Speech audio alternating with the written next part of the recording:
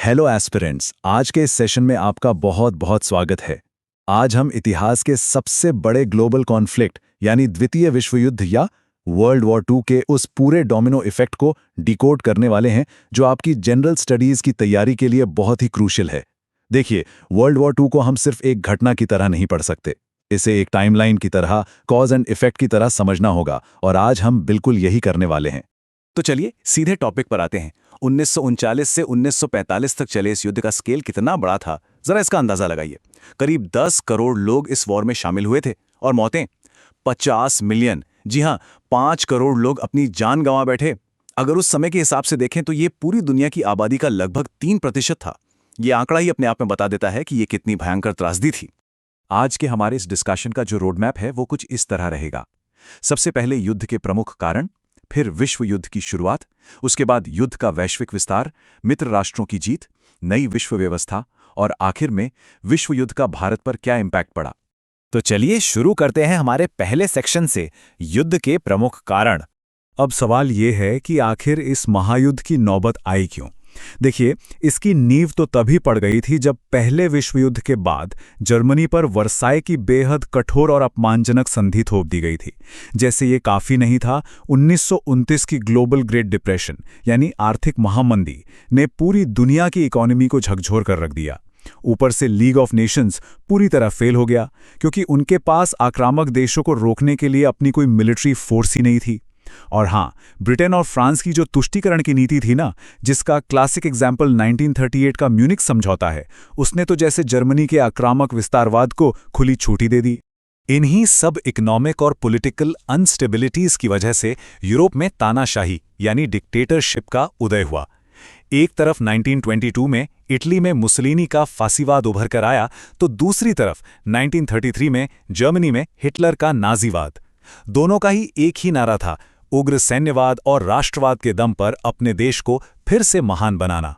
और हिटलर का वो लेबेंसराम यानी और ज्यादा लिविंग स्पेस कब्जा करने का जो सिद्धांत था, वो इसी आक्रामकता का सबसे बड़ा सबूत था।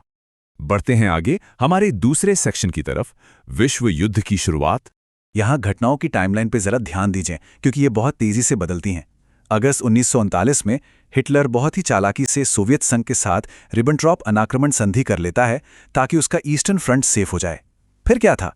1 सितंबर 1939 को जर्मनी ने सीधे पोलैंड पर धावा बोल दिया। इसके ठीक 2 दिन बाद 3 सितंबर को ब्रिटेन और फ्रांस ने जर्मनी के खिलाफ वॉर डिक्लेयर कर दी, और बस यहीं से दूसरे विश्व युद्ध की औपचारिक शुरुआत हो गई। इसी बीच रूस और फिनलैंड का विंटर वॉर भी मार्च 1940 में खत्म होता है। अब यहाँ यूपीएससी के नज़रिए से एक बहुत ही इंटरेस्टिंग और इम्पॉर्टेंट कीवर्ड आता है, वाक युद्ध यानी फोनी वॉर। हुआ क्या था कि पोलैंड पर हमले के बाद वेस्टर्न यूरोप में कुछ महीनों तक एक अजीब सा सन्नाटा छा गया। मतलब वॉर की तैयारियां तो जोरों पर थीं, लेकिन कोई एक्चुअल लड़ाई नहीं हो रही थी। इसी तूफान से पहले की शांति को वाक युद्ध का नाम दिया गया। लेकिन ये शांति ज्यादा दिन टिकने वाली नहीं थी। ये सन्नाटा टूटा जर्मनी की तड़त युद्ध प्रणाली यानी ब्लिट्जक्रेग रणनीति के साथ। ये कोई आम रणनीति नहीं थी दोस्तों, ये एक ऐसा भयंकर और तेज हवाई हमला था जिसका मकसद था दुश्मन को सोचने तक का मौका न देना। और ये इतना इफेक्टिव था कि 1940 में देखते ही देखते फ्रांस, बेल्जियम और हॉलैंड ताश के पत्तों की तरह ढह गए। अब आते हैं सेक्शन 3 पर, युद्ध का वैश्विक विस्तार यानी ये लड़ाई दुनिया भर में कैसे फैली।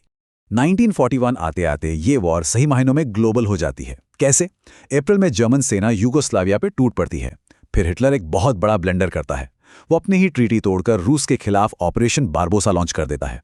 और उधर दुनिया के दूसरे कोने में 7 नवंबर 1941 को जापान अमेरिका के पर्ल हार्बर नेवल बेस पर एक सरप्राइज और बेहद विनाशकारी अटैक कर देता है। पर्ल हार्बर पर हुए इस हमले का नतीजा क्या निकला? 1942 में यूनाइटेड स्टेट्स ऑफ अमेरिका को ऑफिशियली इस युद्ध में उतरना पड़ा। अमेरिका के पास जो जबरदस्त एयर पावर थी, उसने पूरे वॉर का पावर डायनामिक्स ही पलट कर रख दिया। बहुत ही जल्द अमेरिकी फोर्सेस ने जापान के 4 बड़े कैरियर्स को तबाह कर दिया, जो कि वॉर का एक बहुत बड़ा टर्निंग पॉइंट साबित हुआ।